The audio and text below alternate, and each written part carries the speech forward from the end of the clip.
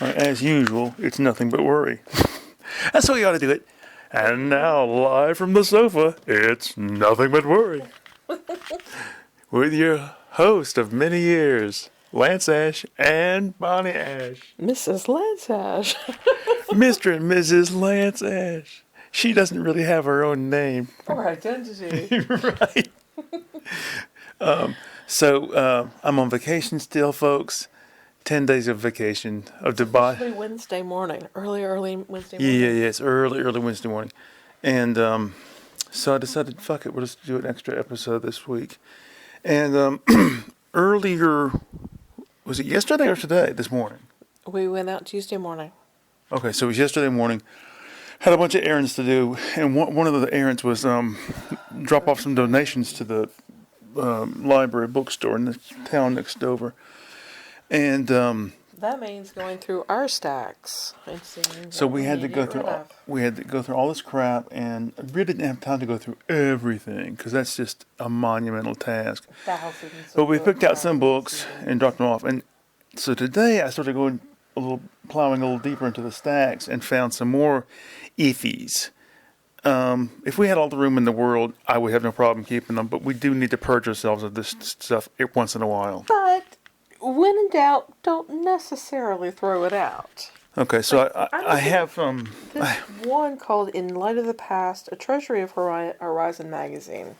Tell them about Horizon Magazine. Horizon Magazine was a sort of arts and culture magazine put out under the aegis of American Heritage Magazine. And we have several years' worth that we've gotten at thrift stores over the years.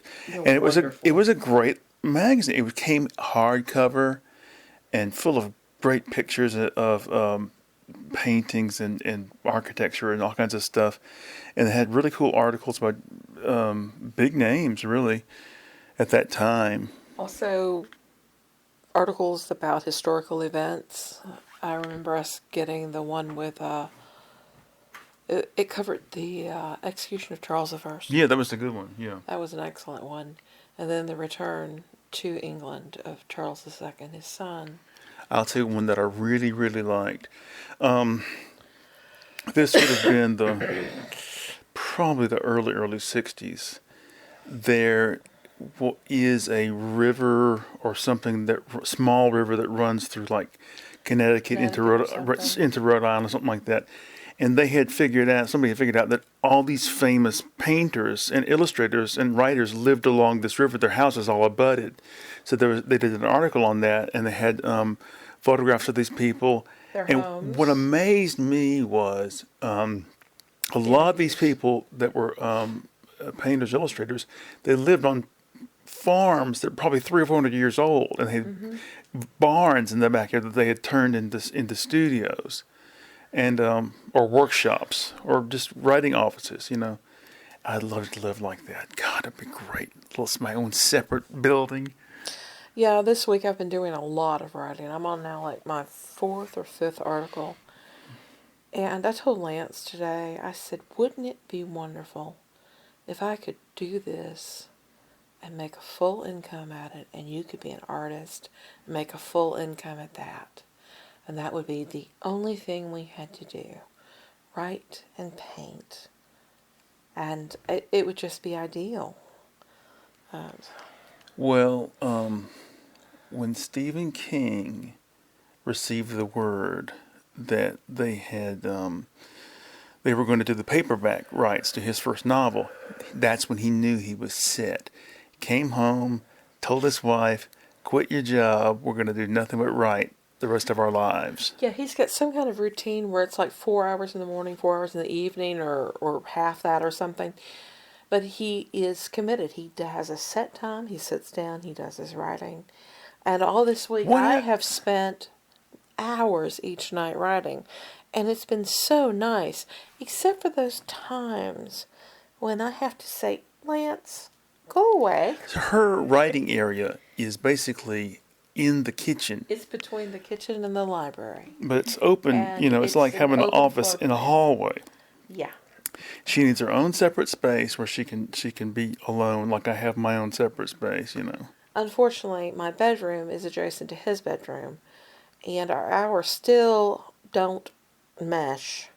So there are a lot of times when I try to use my desk in my bedroom, and even opening a bottle of paint makes a noise. And I am so wary of doing anything in there. That's gotten to the point where I just don't act in there. It is a sleeping refuge and a place for me to store my books. Well, okay, so your decision on this book is to keep it. Oh, well, yeah, absolutely. The thing I like about it is that it has photographs of things throughout history. We've got sculptures, we've got artwork, we have a cityscape here of an ancient city. We have just stuff covering all different periods. My God, here's Mask out of Africa, covered with gold. And art from Don Juan. Oh my God. I love this. Okay. Some of it is in black and white, the majority is, but there are some color pictures. Holy shit, this one's really cool. Painting. It seems like people used to buy Wow. big coffee table books a lot more in the past. This isn't even really a coffee table book. Well, But- it is. You can't read it in bed. It isn't as big as some. These old coins and pictures from grottos and caves and cathedrals and... All right. Oh, what? It's lovely. We're keeping this. Okay, let's move on to the next book here. Oh, what do we got? All right. Oh, sorry. This is a heavily illustrated history of the United States up until just after World War II. From Concord to Hiroshima. Well, what I love about it is there's so many illustrations, pictures that you don't You've normally never see. seen. Right. And there's a lot of political cartoons in Yeah, here. there is. Yeah. And... oh, wow. The cartoons alone are a reason to keep this, Lance. This is wonderful. It's really funny looking at these cartoons, especially the political cartoons, because it's the same damn issues over and over.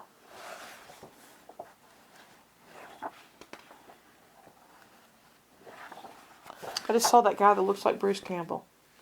Well, So, one of our historical Oh, yeah. I am stuck about yeah. yeah. John Calhoun. No. Is it? I don't know. May not have Remember, I been. can't find it now. I just passed over it. There it is. Yes, it's John C. Calhoun. Also, Yeah. I swear it's really weird when you find these characters throughout history. You were born to play this role, Bruce. I'm older than he was when he died. Oh my God. Look at the back when they have a little more sophisticated We printing found a techniques. picture of some historical figure that Meatloaf looked like at one point. And, look at what? Near the close. Yeah, you got better printing wow. techniques here in the late 1800s. Yeah, and here, this one's about trust busting and such. Right. Something we're in the second Gilded Age right now. We have Hearst and the great publisher, Yellow Journalism. And now we have Rupert Murdoch and Fox News. It's, wow. Here's Wilson. And he was he one of those that was the America First types? No. Wasn't him? Well, I mean, I don't know. He was against going into World War One. Was that him? Well, he won re-election on the platform of he kept us out of war, but then almost immediately brought us into it. But it's really funny how we have these ideas that keep coming around and around and around. Christ. But they have great old photographs in here. Yes. I mean, you've got the Yalta photograph, of course, here, but then you've got different angles. Wow. All right. Yeah, we're keeping this. Okay. And the Why did you last even one, question that? the last one here is this. This is from the early 60s. It's called Esquire's World of Humor. And You were complaining about this earlier, right? this book, it makes you think it's going to be just full of really hilarious stuff, and it's pretty bad. Not It's even ribald. It's just lame. it's just really, really lame. And I was telling Bonnie earlier. Okay, there's a profile here of Jerry Lewis and one of Jonathan Winters and some other people because they were the leading funny men of the time, right? And they make it like they're just so wild and crazy. They might do anything. You know, they're radical, avant-garde. You look at it now, you're like, that's so fucking tame. Okay. So you have come across some naughty comedians in the past. You said that the group that Red Fox came out of included the guy who did the dick in the mashed potatoes. You want to explain that? Well, there was a category of LPs, I guess, back in the 50s, 60s, even 40s probably, and they were called party records. And there were a lot of black comedians back then who did really raunchy shit, and they would be recorded, and you'd have to go in and they keep the records below the counter, you know, that kind of thing. And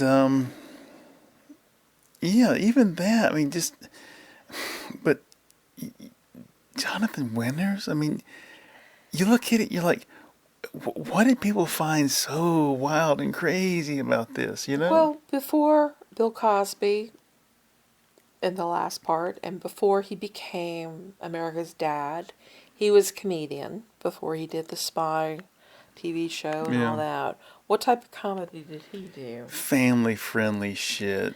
He never got Never said any bad language. Never did anything. You know, just never slipped nothing. the Benadryl in. Yeah, you know that's. Yeah, he Oh my God. Was there I never liked him. comedian who went from naughty and changed it to clean? Probably, I can't think of any now. On the verge of sneezing. Sorry. I might have to sneeze again. Hold on, here we go. Damn it. Hey, oh, never mind. I won't mention the guy's name, but you and I both knew this guy who sneezed like a little girl. It was. Wait a minute. Mouth his name, because that way I'll know. Really? I don't remember him doing that. Yeah, you might never ever heard him sneeze, but it's like, achoo. Oh no. Anyway, He's gone now. yeah. Jeez. Oh fuck, what was I gonna say? So anyway, we're probably gonna get rid of that humor book, but the other people will keep.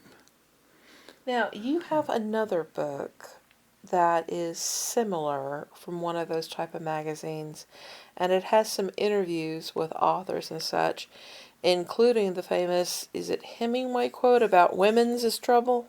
It's, What was it? Well, okay. First of all, Who is it? What is it? hold on, I'll tell you in a second. In 1983, Esquire magazine was 50 years old, and so they put up this special issue, it was like 2 or 3 times bigger than a normal issue, and I got a copy. My mother gave me a copy, and that issue, that magazine, really introduced me to a lot of stuff, like Jack Kerouac, and they had an article on Hemingway, Faulkner, and Fitzgerald. I think John Updike wrote the article. Who? John Updike. Oh. Anyway, and it was 50 people through the last 50 years who had influenced American society or culture, whatever the most. And they had those 3 together in one article. And at the end of every article on one of these people, there would be a little biographical sketch. And for Faulkner, they said, that they quoted him as once having said, "I know women's, and women's is difficult." But I have found no confirmation of that online. I don't know where in the hell they got that quote from. Huh. I used to be a big Faulkner reader. I read a couple of biographies of him. I tracked down everything I could get my hands on. In retrospect, how do you view his writing? I don't know. The thing is, I've just lost almost all taste for reading anything. And That's sad. I know. I've gotten to the point where I basically can only read poetry with any kind of Feeling? yeah. Passion? Well, I think one of the reasons is because poetry can be very abstract and very borderline absurd. And that's really the only thing that interests me now is just the craziest kind of writing, you know? You just got to the point where plot, we got to get the magic box back to the mountain. You know, I just don't give a shit. Who's the killer, Professor Jones? I'm sorry, but There's a lot of different types of literature, sweetie. I think the thing for you is that you don't have time because you're so committed to your art. And second to that seems to be music and writing. So, well, that's what I was going to say earlier. Is one piece of news. All right, so I finished the latest issue of my magazine, and I still have to scan it in and post it.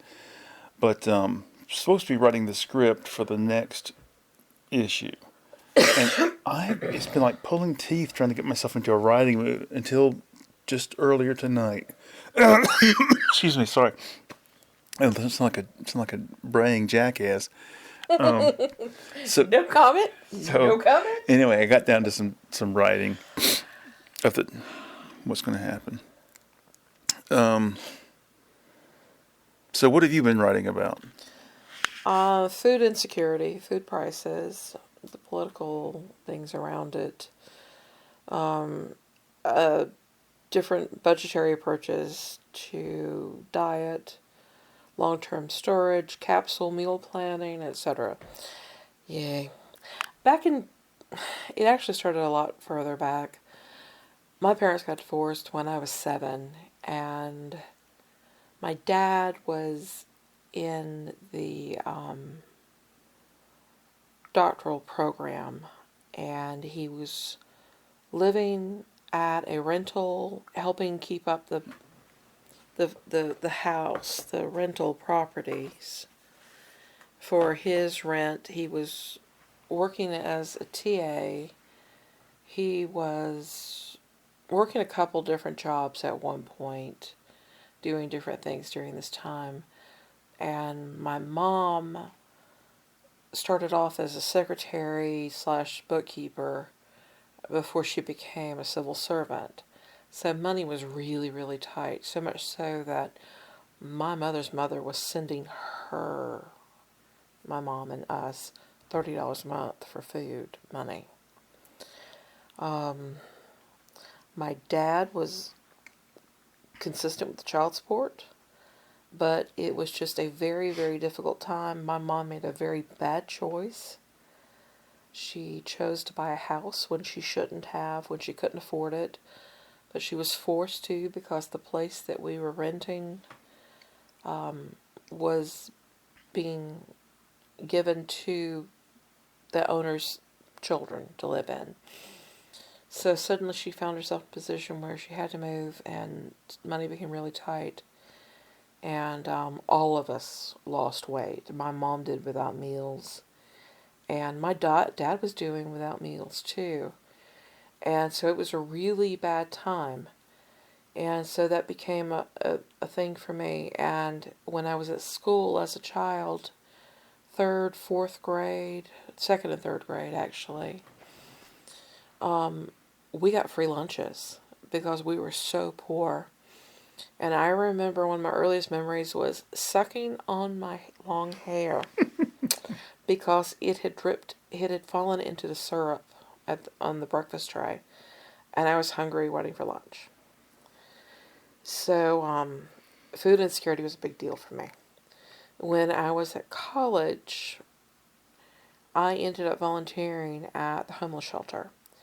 And they needed somebody for one specific time. They could not get anybody to commit to Sunday lunches. So I volunteered to do Sunday lunches. And I would be the only volunteer there some weeks. And other weeks, we could guilt some church groups into showing up. Or we would go down and ask for volunteers at the university where I was at. And I met some great friends doing this. But there were people there that they had their kids living at this homeless shelter in these bunk rooms. and we were serving Kenny Rogers Roasters chicken wings.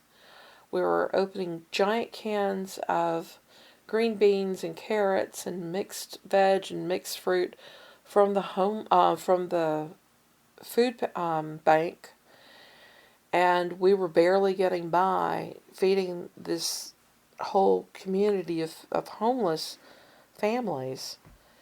So for me right now, everything going on with the big, not beautiful but budget busting bill has cut funding for school lunches. It's cut funding for food stamps. It's cut funding for farm to school programs. It's cut funding for farmers.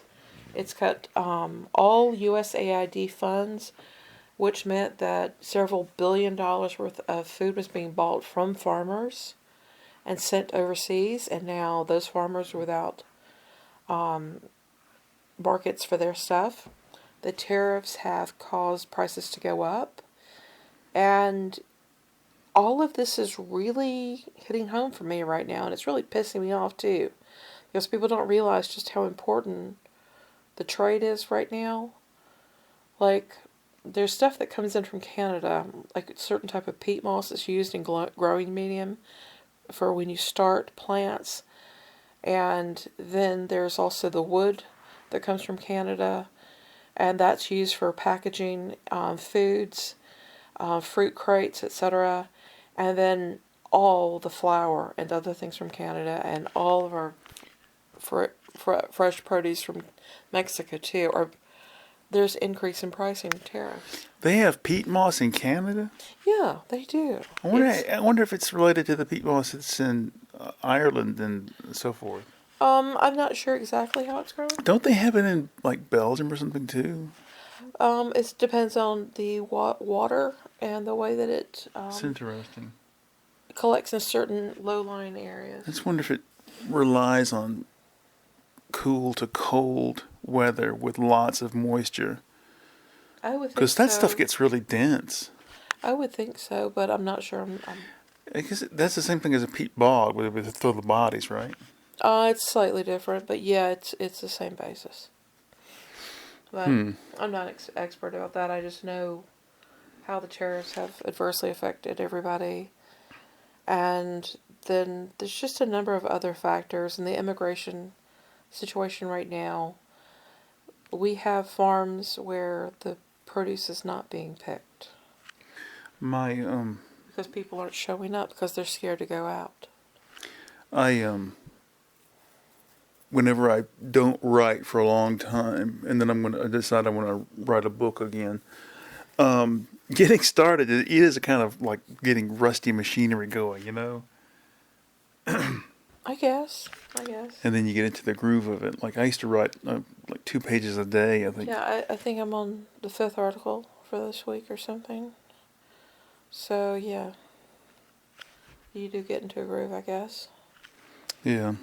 And today I'm doing an article about shopping at dollar stores and the cost efficiency issues of that. I was actually kind of surprised when I started doing the online pricing comparisons between that and Walmart, that there were some deals to be found at places like that that were directly competitive or beat Walmart. I was shocked, absolutely shocked. It irritated me several years ago when I started meditating. I bought some really cheap plastic kitchen timers, and they had the exact same timers at Walmart and across the street at the dollar store, but because of whatever it was, it wound up being a penny cheaper at the dollar store, and it pissed me off because I didn't think that Walmart should cheat me out of a penny because I bought one place and then one the other. Well, the thing is that when people are poor, you only have a limited amount of money, and you're hoping to get through to the end of the month. And you're hoping not to eat the same damn thing every time, you know? And so that's one of the reasons that people like Dollar Tree. It's because they can go in and they may not buy the most economical thing, but they know they can get 3 little containers of applesauce to take to work. But if I'm going across the street to Walmart, they can buy 6 for less, you know?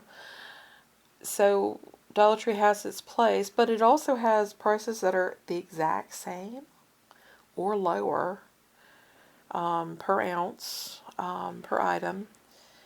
And sometimes people don't have the $2.22 to buy the 2 pound thing, but they'd have the $1.25 to buy Well, the 1 pound thing, I just got to which thinking, costs more per ounce, but they only have so much, you know?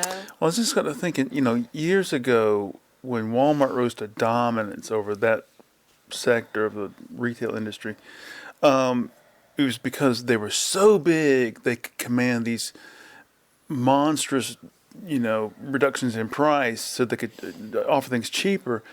And I would imagine that after a while, there's sort of a law of diminishing returns. If Dollar Tree gets big enough, I mean, how much more Well, the thing is, close of a shave on a deal could you take? The thing is, it really is not something you can compare across the board. There's an item by item thing. A number of years ago, when I was still comparison shopping at Publix, I discovered that the little bars, multi packages of Ivory soap that we were buying, the bars, it was per ounce. It was cheaper at Publix. That's hard to believe. It was extremely hard for me to believe because Publix is so expensive. But what I discovered was Walmart had demanded that Ivory make a multi-pack with 12 of the 4 ounce bars, whereas Publix would have the 6 ounce bars, for example, a 3 pack. And so once I got to looking at the per ounce price, then there was a difference. But that was then. I'm sure it's different now. Well, with Publix, you know what you're paying for. You're paying for a pretty environment with pretty people to wait on you, Yeah, but they also make the top 10 list of corporations that have high numbers of employees that are receiving federal subsidies, such as SNAP, welfare benefits, Medicare, Medicaid, because they etc. pay them cheaper, you mean? They pay them cheaply, and they make a shit ton of money. It isn't as much as Walmart, McDonald's, and Amazon. Everybody at But they're Walmart, still on the list. everybody in Walmart is so ugly. Hey, our daughter used to work there. Watch it. Well, she doesn't work there anymore, but it's just unbelievable. Not everybody is ugly. Some of them are. Some of them are. I'm saying, weird, too. not just the people who work there, but the customers. Okay, It's yeah. just- Across the board, Walmart has the ugliest customers, and there are online sites where you can go and see the people of Walmart Yeah. and what Yeah. they wear, or rather, what they don't wear when they go to the grocery store. Oh, never mind. What? I was going to tell a horrible story from the past. Don't. No, I don't want to get into a cringe. Well, anyway, I had never heard of Walmart. They must have had one in Monroe, and we were visiting my grandparents there, and they were like, "Well, we got to go to Walmart or whatever." And I remember it was so long ago that they had the old Western look that the letters would have. You know what I'm talking about? No, I don't. The original Walmart logo, where it says Walmart, was written in like these faux Wild West town No saloon clue. letters. No, Claire. Yeah. Strange. Yeah. Strange that Kmart just fell apart. Too many blue light specials. Oh, Remember Lord. those around the store? Yeah, it was just. So tell me about eating at Kmart, dear. Oh, this is typical of my mother, okay? It's like Saturday afternoon, Friday afternoon, something like that. And she goes, come on, come on. She's getting my sister and me together. Come on, come on. We're going to go eat lunch for cheap. We're going to eat lunch for cheap. And we're like, okay, where are we going? They're having po' boy sandwiches and like Coca-Cola at Walmart for like, 99 it- cents. Not at Walmart. No, it's Kmart, sorry. Because Kmart had like a little snack bar thing. They sold hot dogs and shit like that. And I didn't know what a po' boy sandwich was. I'm like, well, okay, I'm willing to give it a shot. Cold bread, cold meat, cold piece of cheese, and some slapped on shitty mayonnaise. And you're like, this is hard and dry and cold. And it was just, oh God, I hated that. I was so pissed off when she did that. I used to work with somebody who would go to a was it Roses? Rosie's used to have a Have cafeteria in the a back. cafeteria counter. Yeah. My bio mom used to work in downtown Macon, and she would walk over to one of those pharmacy places, and her lunch would be a glass of milk and a slice of chocolate cake. So yeah, those lunch counters were a big thing for several decades there. Yeah, and that's all gone. You and I are always lamenting I think it was about a how five and dime actually that she went to the could food be. counter at.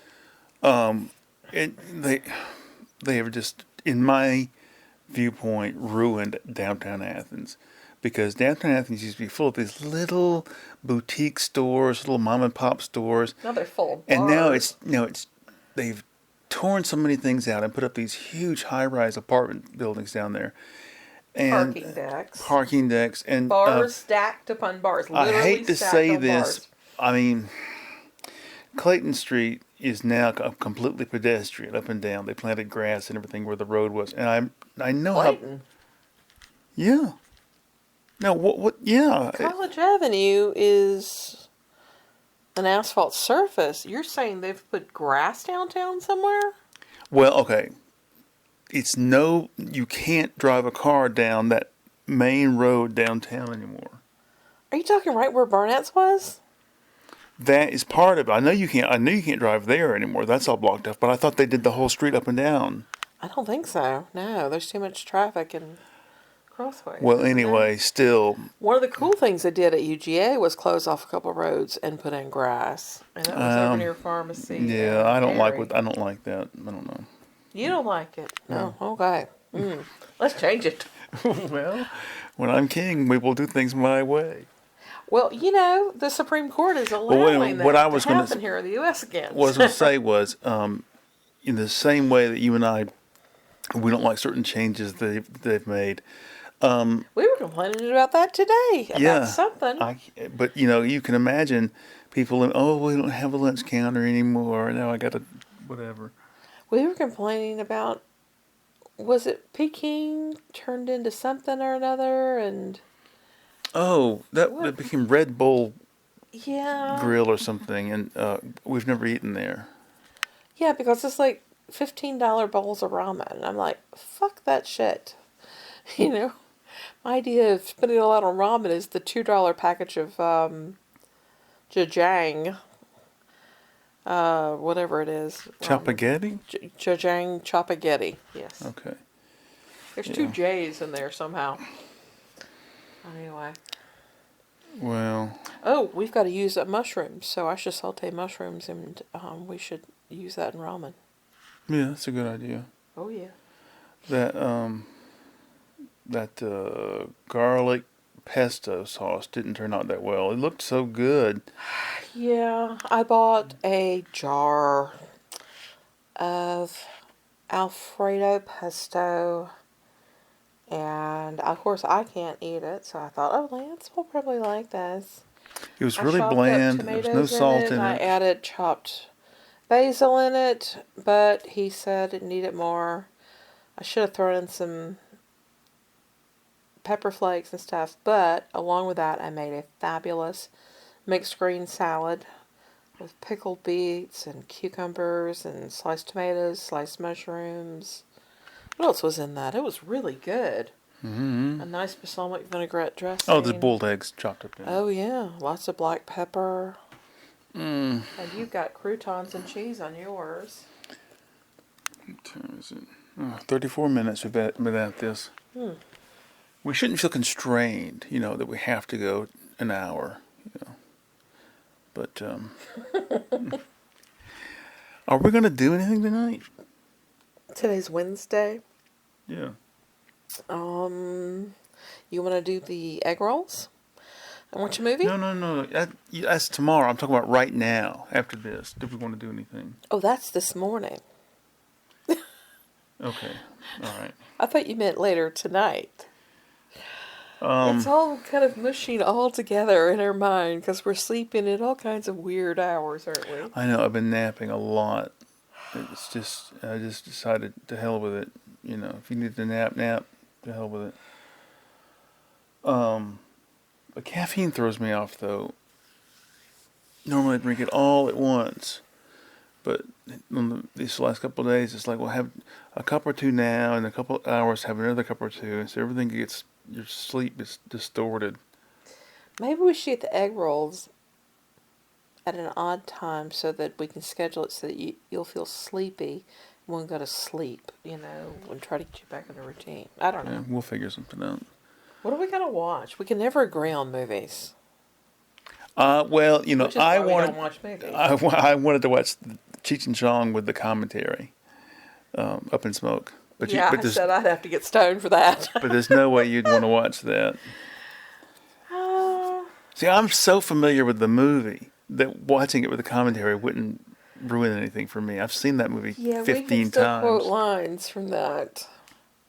It's a great. It's just too bad their other movies suck so bad. Anyway, so if we call this quits now, then we can record again later in the week. That's true. We can, I don't know. Probably, I don't know what we're going to do. But We have made no plans. It does not matter. Do we have any other plans for this week? We were talking about the egg rolls. I'm going to wash the car today. So we've had the car since 2023, April. Mm-hmm. Have you washed the car since April? I have not washed 2023? that car in over 2 years. Have you vacuumed it since then? No, I haven't. Wow. Yeah, it needs to be washed. I have to admit that. I have washed Peter's car and taken it to the car wash. Mm-hmm. Because we would go back and forth so much. We would share it when we first got it the first year, and it would get so dirty because we were doing 80, 100 miles a day between the two of us sharing it. So I had to do it, and I vacuumed that car. But now that we're no longer sharing, I haven't touched it, and I don't think he has either. So yeah, the egg roll thing we're talking about. I don't know what we'd watch, but anyway, all right. Wait a minute! I thought I sent you a movie. What was that one? America something? Oh, about the guys trying to make a movie, American Movie. Is that the name of it? Maybe. I remember seeing that in stores for years, but never knowing anything about it. Yeah, I jokingly sent Lance an email saying, this is what you would have become if you hadn't gotten married to me. By the so. grace of mommy, would that be Lance? Very true. Hanging out with high school buddies. Very true. I Drinking. Drinking? I don't think I would have. No. Seriously, dude. And when you did, you didn't do it right. All right, we're gonna get out of here and figure something else out to do. Okay, bye. Bye.